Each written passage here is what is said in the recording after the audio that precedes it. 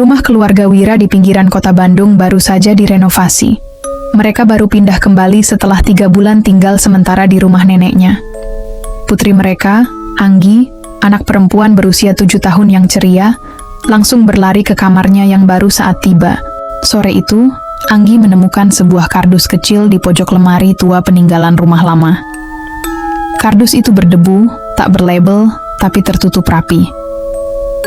Dengan rasa ingin tahu khas anak kecil, ia membukanya. Di dalamnya ada sebuah boneka kain yang tampak buatan tangan. Jahitannya halus, tapi mata boneka itu tidak biasa, seperti bola mata kaca asli, tajam dan berkilat. Rambutnya dari benang wol, dan gaunnya lusuh namun tampak mahal. Anggi tersenyum lalu membawa boneka itu keluar. "Mama, lihat boneka yang aku temuin." "Dari mana kamu ambil itu?" tanya ibunya, sedikit bingung. "Di lemari kamar, kayaknya boneka lama," jawab Anggi. Ibu Anggi mengerutkan dahi. Lemari itu harusnya kosong, tapi karena sibuk membongkar barang, ia tak berpikir panjang. Malamnya, Anggi menamai boneka itu Rona dan memeluknya saat tidur. Namun tengah malam, Anggi terbangun. Rona jatuh dari tempat tidur dan duduk tegak di karpet, menghadap langsung ke arahnya. Anggi mengerutkan dahi. Ia yakin meletakkan Rona di sisi lain tempat tidur. "Rona nakal ya," bisiknya sambil tertawa kecil, lalu mengambil boneka itu kembali. Tapi di ruang tamu, jam dinding tua berdetak sedikit lebih cepat dari biasanya. Seekor kucing tetangga yang lewat di jendela mendesis tanpa sebab. Dan di dalam kamar, mata boneka Rona tampak sedikit tersenyum. Hari kedua setelah menemukan Rona, Anggi tampak lebih tenang dari biasanya. Ia tidak banyak bicara, tidak rewel minta main di luar, dan hanya duduk berjam-jam di kamar, bicara sendiri sambil memandangi boneka barunya. Ibunya sempat mengintip dari balik pintu. "Anggi sayang, kamu ngomong sama siapa?" "Sama Rona, Ma, dia banyak cerita." Ibunya tertawa kecil. Anak-anak memang suka bermain dengan imajinasi, tapi ketika malam datang, tawa itu mulai menghilang. Pukul 2 dini hari, terdengar suara gesekan pelan dari kamar Anggi. Seperti kain diseret di lantai kayu. Ayah Anggi, Pak Wira, bangun dan mengecek. Pintu kamar Anggi terbuka sedikit. Pak Wira mengintip dan melihat Anggi berdiri menghadap dinding. Tangannya menggenggam boneka Rona erat-erat. "Anggi," ayahnya memanggil. Pelan-pelan Pak Wira masuk, meletakkan tangan di bahu putrinya. "Ngapain kamu di sini, Nak?" Anggi berbalik perlahan, wajahnya datar. "Rona nggak suka kalau aku bilang dia bau. Dia bilang, aku harus dihukum." Pak Wira menahan napas. "Itu cuma boneka, Anggi." "Bukan, aku dengar semuanya, Ayah, semuanya," ucap Anggi. Pak Wira membawa Anggi ke tempat tidur. Saat hendak meletakkan Rona di meja samping, tiba-tiba lampu kamar padam sejenak dan terdengar bunyi retak halus dari boneka itu. Lampu menyala kembali. Tak ada yang aneh kecuali mata Rona. Kini lebih gelap, lebih dalam, seperti hidup. Keesokan harinya, Anggi bangun dengan bekas cakaran tipis di lengannya. Ibunya mengira Anggi menggaruk sendiri saat tidur. Tapi anak itu hanya berkata pelan. Rona bilang itu baru peringatan. Ibu Anggi mulai merasa ada yang tidak beres. Perubahan perilaku Anggi, luka cakaran misterius, dan tatapan kosong yang makin sering terlihat dari mata putrinya membuatnya resah. Ia memutuskan untuk mencari tahu asal-usul boneka itu. Sore hari, saat Anggi sedang tidur siang, sang ibu membuka kembali lemari tua tempat boneka Rona ditemukan. Ia menyisir setiap sudut, hingga di bagian dasar laci tersembunyi, ia menemukan sebuah buku catatan kecil berwarna merah pudar. Halaman-halaman di dalamnya berisi tulisan tangan tua. Nama yang tercatat di bagian depan, Marta 1981. Beberapa catatan di dalamnya berbunyi aneh. "Boneka ini terakhir. Aku tak boleh membuat lagi setelah kejadian itu." Mereka bilang jiwa anak itu belum tenang, tapi dia minta rumah, jadi aku buatkan wadah baginya. Semoga Rona bisa tenang dalam kain dan benang. Ibu Anggi membaca sambil menahan napas. Boneka ini dinamai Rona sejak dibuat. Halaman terakhir berisi satu kalimat, ditulis dengan tinta merah. Jangan biarkan dia merasa dilupakan, atau dia akan mengingat siapa dirinya. Malamnya, saat ibu mencoba menyimpan buku itu di laci meja rias, ia mendengar suara ketukan kecil di dinding kamar Anggi, seperti kuku mengetuk kayu. Ketika ia membuka pintu kamar, Anggi sedang duduk di tengah ranjang, memeluk Rona erat-erat, menatap ibunya lurus. "Mama, jangan sentuh buku itu lagi." Kenapa, Anggi? Rona yang bilang. Itu buku dia. Kalau Mama buka lagi, nanti dia sedih. Kemudian Anggi tertawa kecil, tawa pelan bukan seperti biasanya, dingin dan kosong. Dan di balik punggungnya, mata boneka Rona menyala samar dalam gelap. Pagi itu, Ibu Anggi diam-diam membawa buku catatan Marta ke sebuah toko barang antik di pusat kota. Tempat itu dikelola oleh seorang pria tua bernama Pak Johan, kolektor barang-barang warisan dan sejarah lokal. Ia sudah lama kenal keluarga Wira. Begitu melihat buku itu, Pak Johan langsung menegang. Ini buku Marta Kuswandari. Anda mengenalnya? Tentu. Dia dulu tinggal di rumah yang sekarang kalian tempati. Ibu Anggi terkejut. Serius? Marta itu pembuat boneka. Tapi bukan boneka biasa. Dia percaya bahwa benda mati bisa diisi. Dia hilang bertahun-tahun lalu setelah satu kejadian. Pak Johan membuka lemari tua di belakang toko. Ia menunjukkan sebuah foto usang, seorang perempuan tua dengan senyum kaku, duduk di antara puluhan boneka. Di pangkuannya boneka yang sama seperti Rona. Itu boneka terakhir yang ia buat sebelum hilang. Ia menyebutnya wadah jiwa yang tersesat. Menurut legenda setempat, Marta pernah kehilangan seorang cucu bernama Ratna yang meninggal tenggelam di sungai belakang rumah. Tubuhnya tidak pernah ditemukan. Sejak itu, Marta mulai membuat boneka-boneka yang katanya bisa menampung kesedihan. Rona adalah yang terakhir dan satu-satunya yang ia jahit dengan rambut asli. Setelah boneka itu selesai dibuat, Marta menghilang. Tidak ada yang tahu kemana. Dan sejak itu rumahnya dikosongkan. Ibu Anggi pulang dengan tubuh gemetar. Sesampainya di rumah, ia mendengar suara nyanyian lembut dari kamar Anggi. Lagu itu bukan lagu anak biasa. Nadanya muram, tua, seperti nyanyian zaman dulu. Ia mengintip. Anggi sedang menyisir rambut Rona dengan sikat kecil. Rona bilang dia pernah punya nenek. Tapi neneknya pergi, dan dia ditinggal sendirian di air yang dingin sekali. Ibu Anggi menahan napas. Anggi, kamu dengar itu dari mana? Rona ingat semuanya sekarang. Anggi tersenyum. Tapi matanya tampak bukan milik anak kecil lagi. Sejak hari itu, rumah keluarga Wira terasa berbeda. Udara di kamar Anggi lebih dingin dari ruangan lain. Lampu di kamar sering berkedip meski lampu baru diganti. Tapi yang paling aneh cermin di kamar Anggi. Setiap kali Ibu Anggi lewat depan cermin itu, ia merasa seolah ada bayangan lain berdiri di belakangnya. Tapi saat menoleh, tak ada siapapun. Suatu malam, ketika Anggi sedang tidur, ibunya memutuskan untuk menyimpan boneka Rona di lemari diam-diam. Ia berharap Anggi bisa beristirahat tanpa pengaruh boneka itu. Namun tengah malam, suara ketukan kaca membangunkannya. Suara itu berasal dari kamar mandi, tepat di depan cermin. Saat didekati, tak ada yang aneh kecuali jejak tangan kecil dari dalam cermin. Keesokan paginya, Rona kembali berada di pelukan Anggi. Mama nakal ya, mindahin Rona diam-diam, kata Anggi pelan. Tapi suaranya berbeda. Kamu yang ambil lagi, sayang. Bukan aku. Dia bisa jalan sendiri kalau marah. Hari itu, Pak Wira akhirnya mengetahui semuanya dari istrinya tentang catatan Marta, tentang Rona, dan sejarah rumah mereka. Ia memutuskan untuk membuang boneka itu malam nanti, jauh dari rumah. Namun rencana itu tak berjalan mulus. Pukul 1 dini hari, terdengar suara kaca pecah dari kamar Anggi.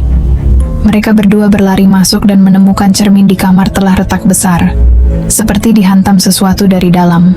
Anggi masih tidur nyenyak, tapi yang membuat mereka membeku adalah tulisan di retakan cermin. Seperti dicakar dari balik permukaan kaca. Aku bukan milikmu. Dan di lantai, boneka Rona duduk diam, menatap lurus ke arah mereka. Pak Wira menyimpan boneka Rona dalam kantong plastik hitam tebal.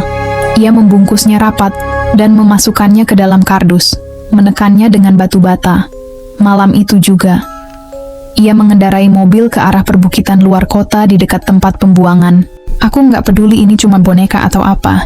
Ini bikin Anggi sakit. Harus pergi. Gumamnya di perjalanan.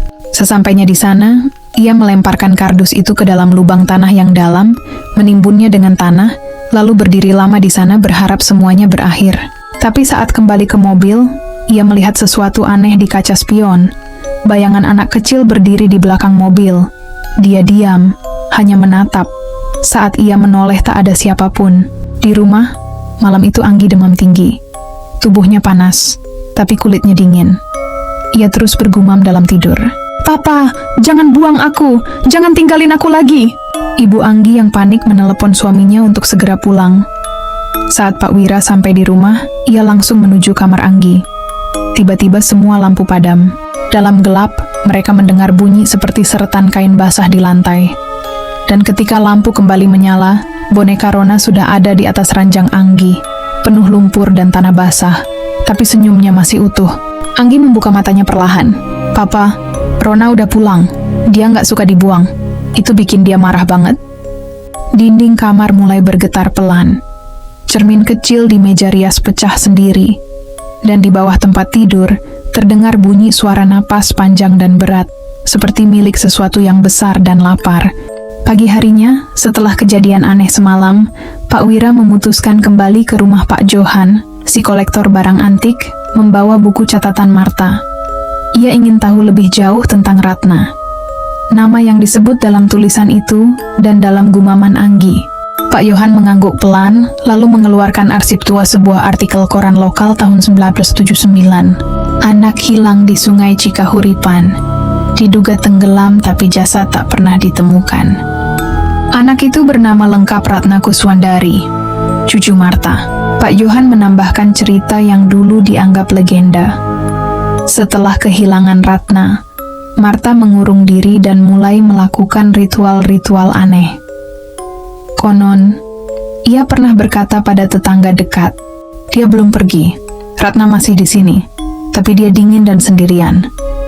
Selama berbulan-bulan, Marta membuat boneka demi boneka, sampai akhirnya ia menciptakan satu boneka istimewa dengan rambut yang tidak pernah disebut asalnya. Orang-orang mengira Marta menjadi gila, hingga ia tiba-tiba hilang begitu saja. Tidak ada jejak dan tidak ada jasad. Pak Johan menatap serius ke arah Pak Wira. Kalau Marta percaya bahwa jiwa cucunya bisa dimasukkan ke dalam boneka itu, dan boneka itu ada di tangan anakmu sekarang, berarti rumah kalian bukan hanya tempat tinggal, tapi juga kubur. Sementara itu di rumah, Anggi duduk di depan cermin, berbicara pelan. "Kamu Ratna ya? Kenapa kamu marah terus?" Rona tak menjawab, tapi di permukaan cermin, uap tipis mulai membentuk kata-kata. "Aku tidak marah, aku takut." Anggi menyentuh cermin. Cermin itu hangat. Ibu Anggi berdiri di ambang pintu, matanya berkaca-kaca melihat putrinya yang bicara dengan hal yang tak kasat mata. Ia tahu, ini sudah lebih dari sekadar gangguan. Ini permintaan tolong dari arwah yang terjebak. Dan yang paling mengerikan mungkin bukan Rona. Mungkin Marta belum benar-benar hilang. Malam itu, udara di rumah Wira begitu dingin meski tak hujan. Semua jendela tertutup, tapi Gordon terus bergerak sendiri. Anggi tidur lebih cepat dari biasanya. Boneka Rona dipelukannya seperti biasa. Tapi ada yang berubah. Kali ini Rona tidak tersenyum. Pukul 3 dini hari, Ibu Anggi terbangun karena mendengar suara seseorang bernyanyi dari ruang tamu. Suara serak dan pelan, lagu yang sama dengan yang dinyanyikan Anggi beberapa malam lalu. Ia turun perlahan, dan di ruang tamu yang remang-remang, ia melihat seorang wanita tua berdiri membelakanginya. Mengenakan daster lusuh, rambut panjang beruban, tubuh agak bungkuk. Wanita itu sedang menjahit sesuatu.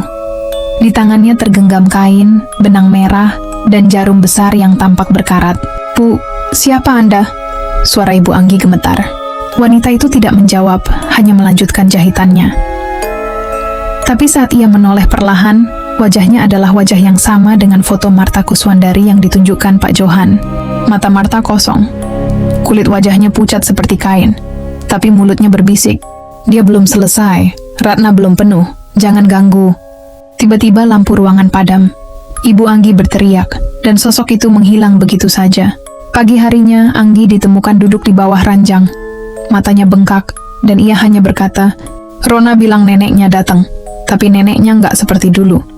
Di lengan Anggi ada bekas jahitan kecil, seperti dijahit dengan benang merah, tapi tidak ada darah, hanya kulit yang dijahit halus dan rapi, seperti boneka.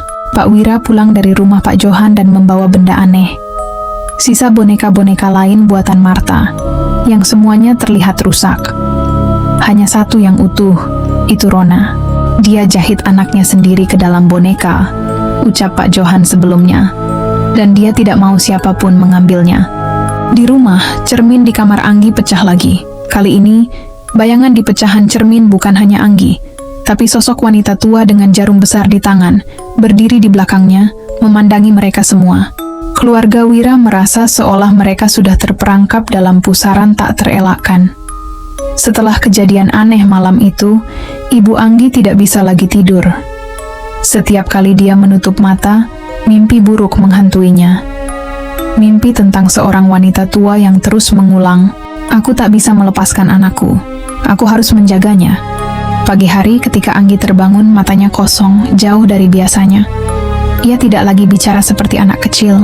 Kata-katanya terputus, penuh dengan kebingungan. Rona nggak suka, Rona nggak mau. Pak Wira merasa bahwa waktunya telah tiba untuk mengakhiri ini semua. Ia tahu, satu-satunya cara untuk menghancurkan boneka ini adalah dengan menghancurkan Rona. Namun, saat ia memegang boneka itu di tangannya, ia merasakan ada kekuatan besar yang menahan.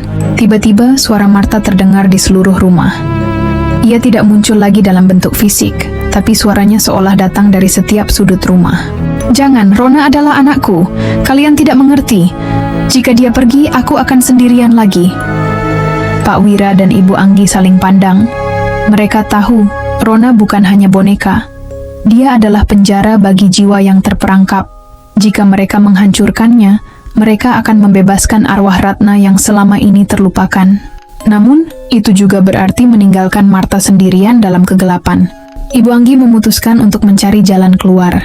Di tengah malam, ia kembali ke toko Pak Johan untuk mencari solusi terakhir. Pak Johan, yang sudah terbiasa dengan kisah-kisah kelam seperti ini, memberi Ibu Anggi sebuah buku tua ritual untuk membebaskan jiwa terperangkap. Buku itu menjelaskan satu cara terakhir mengembalikan boneka ke asalnya. Namun, untuk itu mereka harus mengunjungi sungai di belakang rumah, tempat Ratna tenggelam. Mereka harus membawa boneka dan menghadapkannya pada arwah Ratna dengan cara yang benar. Itu adalah satu-satunya cara untuk memutus ikatan antara Martha dan boneka itu. Namun, ada satu peringatan. Jika mereka gagal, seluruh rumah akan dihancurkan oleh kemarahan Martha dan jiwa Anggi akan terperangkap selamanya. Malam itu, keluarga Wira pergi ke sungai. Anggi dibawa bersama mereka, memegang boneka Rona erat-erat. Saat mereka berdiri di tepi sungai, suasana terasa mencekam. Anggi menatap mata Rona, yang kini tampak lebih gelap dari sebelumnya, seolah-olah ada sesuatu yang menunggu. Pak Wira memegang tangan Anggi, sementara Ibu Anggi membuka halaman buku dan mulai membacakan mantra untuk membebaskan jiwa. Saat itulah arwah Martha muncul. Martha berdiri di tengah air, wajahnya lebih pucat, tubuhnya tampak semakin rapuh. Ia mengangkat tangannya ke langit dan berteriak, "Jangan! Aku tidak bisa kehilangan Ratna lagi! Aku tidak bisa sendirian!" Tiba-tiba, air sungai mulai bergejolak, dan suara isakan terdengar dari dalam air. Arwah Ratna muncul di permukaan, wajahnya kabur namun penuh kesedihan. "Nenek, kenapa kamu tidak membiarkanku pergi? Aku takut, aku ingin bebas." Anggi merasakan kepedihan di hati arwah itu, arwah anak yang terperangkap. Ia mendekatkan boneka Rona ke air, dengan harapan bahwa Rona akan kembali kepada Ratna. Tapi saat itu terjadi, Martha menyerang, berusaha meraih boneka itu, dan berteriak lagi, "Jangan sentuh dia! Dia milikku! Dia adalah bagian dari aku!"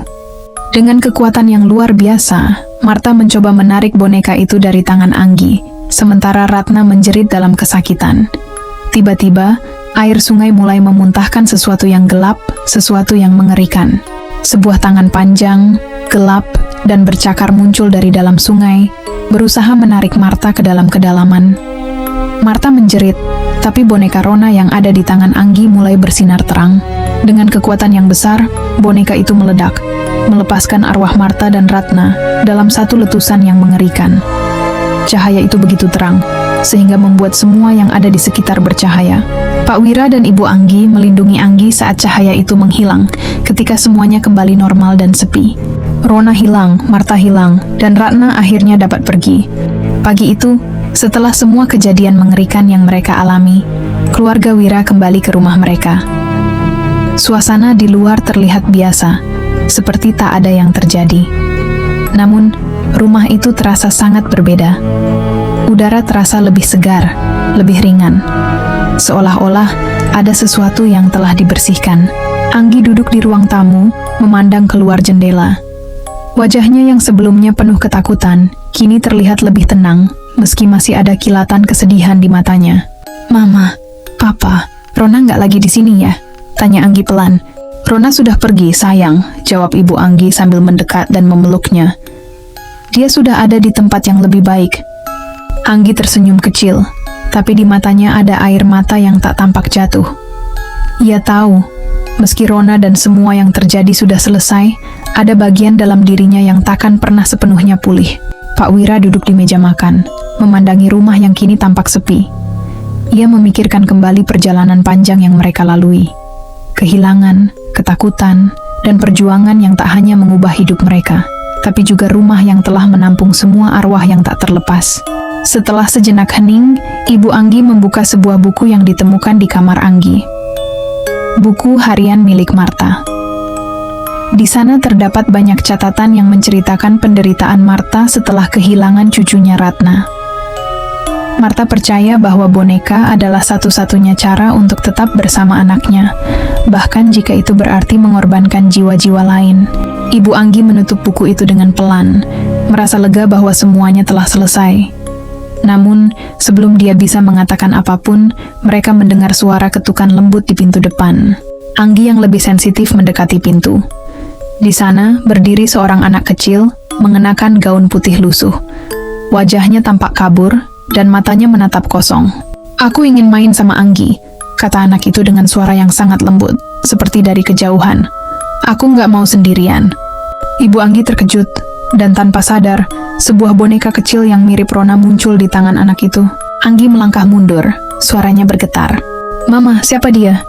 Ibu Anggi menatap anak itu, dan saat itu juga ia tahu, meskipun Marta dan Ratna telah pergi, tidak semua arwah yang terperangkap bisa lepas sepenuhnya. Boneka itu, boneka dengan rambut panjang yang sangat mirip dengan Rona dipegang erat oleh anak itu, yang tanpa ekspresi, menunggu untuk dipeluk. Dengan perasaan berat, Ibu Anggi menutup pintu perlahan, sambil memeluk Anggi. Mereka tahu, meski kini ada kedamaian, kadang-kadang, ketakutan tetap mengikuti kita dalam bentuk yang tidak selalu kita harapkan. Namun di hati mereka, satu hal jelas. Rona telah pergi, dan yang tersisa hanyalah kenangan yang meski gelap, membawa mereka lebih dekat pada pemahaman bahwa cinta seorang ibu dan ikatan yang tak terpisahkan dengan anaknya dapat melampaui batas dunia ini.